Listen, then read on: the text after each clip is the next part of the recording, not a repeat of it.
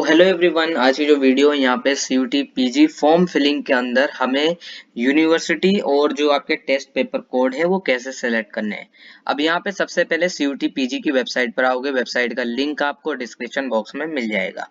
अब यहाँ पे आपको करना क्या है, सबसे पहले इस तरीके से विंडो आपको शो होगी। जैसे ही लिंक पे क्लिक करोगे, इसके बाद यहाँ अनाउंसमेंट सेक्शन पे आपको लेटेस्ट न्यूज दिख रही है, अनाउंसमेंट पे क्लिक करना है। इसके बाद यहाँ पे एप्लीकेशन नंबर जो भी है, आप लोगों ने आई होप रजिस्ट्रेशन कर लिया होगा। रजिस्ट्रेशन यहाँ से करना है न्यू कैंडिडेट को, और मैंने रजिस्ट्रेशन की वीडियो बना रखी है कि कैसे आपको फॉर्म फिलअप करना है। ठीक है, सो एप्लीकेशन नंबर पासवर्ड के थ्रू सबसे पहले आपको लॉगिन करना। तो यहाँ मैं लॉगिन कर लेता हूँ। तो गाइस, जब आप लोग यहाँ पे लॉगिन करते हो तो सबसे पहले आप लोग यहाँ पे साइड में देख रहे हो application, contact detail, personal, other quota category, examination centre और यहाँ पे टेस्ट पेपर है। ठीक है, तो यहाँ पे आप लोगों को टेस्ट पेपर सिलेक्शन करना होता है और यहाँ पे एग्जामिनेशन सेंटर पे आपको आना होता है।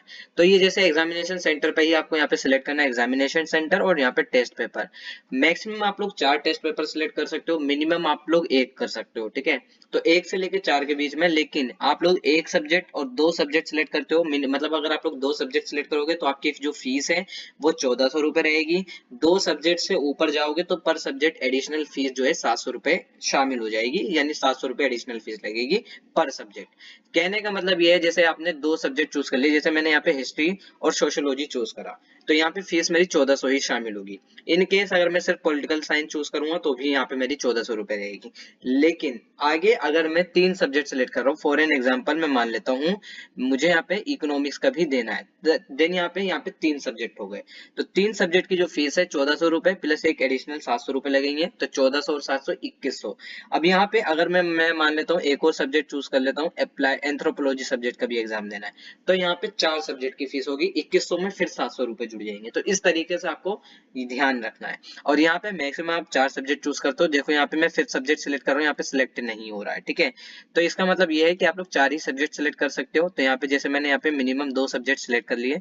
अब यहाँ पे टेस्ट पेपर सिलेक्शन मेरा यहाँ पे हो चुका है। ये टेस्ट पेपर सिलेक्शन वो है जहाँ पे मैं जब सीयूटी पीजी का जब मेरा एग्जाम होगा मार्च के अंदर, तो मैं ये एग्जाम देकर पॉलिटिकल साइंस और सोशियोलॉजी का देकर एग्जाम आऊंगा। ठीक है, और फिर यहाँ पे आपको क्या करना है, जब नीचे आते हो एग्जामिनेशन सिटी, यहाँ पे आपको 4 सब्जेक्ट मतलब 4 एग्जामिनेशन सिटी चूज करनी है। ठीक है, तो आप लोग कोई से भी 4 चूज कर सकते हो, लेकिन जो आपकी फर्स्ट चॉइस है वो ऐसा होना चाहिए कि फर्स्ट प्रेफरेंस मेरी ये है, यानी अपने आसपास की फर्स्ट प्रेफरेंस, फिर सेकंड थोड़ा सा दूर हो गया, थर्ड थोड़ा सा और दूर हो गया। जैसे मैंने यहाँ फर्स्ट प्रेफरेंस में दिल्ली का हूँ तो मैंने दिल्ली चूज करी है और न्यू दिल्ली मेरा सेंटर है। ठीक है, सेकंड मैंने यहाँ पे डाला है कि उत्तर प्रदेश में मेरे को नोएडा, अगर ग्रेटर नोएडा के आसपास मिलेगा तो ठीक है। फिर मैंने थर्ड चॉइस मैंने गाजियाबाद की डाल दी कि गाजियाबाद भी जाएगा तो मैं यहाँ पे जा सकता हूँ। तो ये मेरे को एग्जामिनेशन सेंटर चूज करने हैं। देन इसके बाद आप लोगों का फादर की डिटेल देनी पड़ती है कि आपके फादर की मतलब कितना पढ़े हुए, फादर की एजुकेशन के बारे में पूछा जाता है यहाँ पे।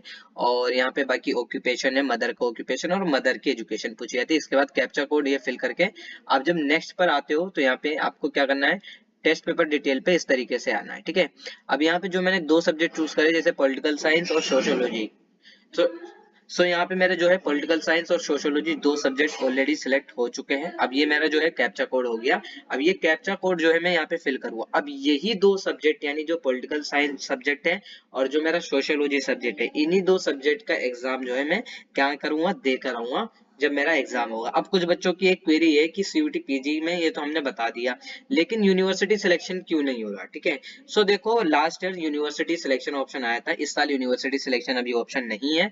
अब किया तो हटा दिया गया होगा। ठीक है, ये आएगा ही नहीं, लेकिन इन केस फॉर्म में कोई अपडेट होगा तो मैं आपको इन्फॉर्म कर दूंगा। लेकिन इस साल सिर्फ आपको अभी टेस्ट पेपर सिलेक्शन करना है।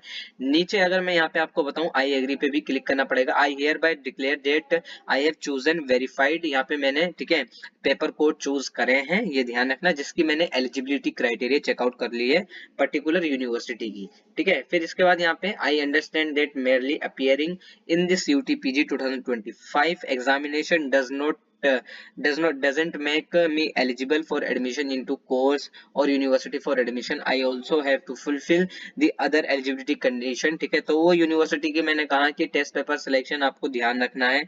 एंथ्रोपोलॉजी वाले स्टूडेंट्स को मैं बार बार कहूंगा कि आप लोग जिस यूनिवर्सिटी को टारगेट कर रहे हो उस यूनिवर्सिटी की पर्टिकुलर आपको ये देख लेना है कि वो कौन सा टेस्ट पेपर कोड मांग रहे हैं। ठीक है, तो एंथ्रोपोलॉजी सब्जेक्ट के अंदर थोड़ा सा है कि हर यूनिवर्सिटी थोड़ा सा टेस्ट पेपर अलग अलग मांगती है, डी और बीएचयू में लास्ट ईयर यही हुआ था कि बीएचयू का टेस्ट पेपर अलग था, डीयू का अलग था, और जो बच्चे बीएचयू में एलिजिबल थे वो डीयू में एलिजिबल नहीं थे। ठीक है, सो ये सारी चीजें आपको ध्यान रखनी है।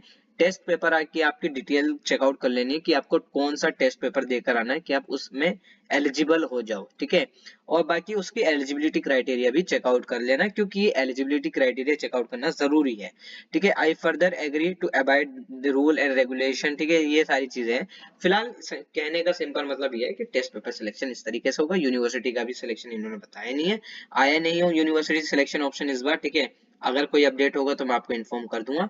इस साल यूनिवर्सिटी सिलेक्शन ऑप्शन नहीं है, सिर्फ टेस्ट पेपर सिलेक्शन ऑप्शन है। ठीक है, इसके बाद आई एग्री पे क्लिक करोगे, सेव एंड नेक्स्ट पे आप लोग कंटिन्यू करोगे तो फिर आपकी क्वालिफिकेशन डिटेल आ जाएगी।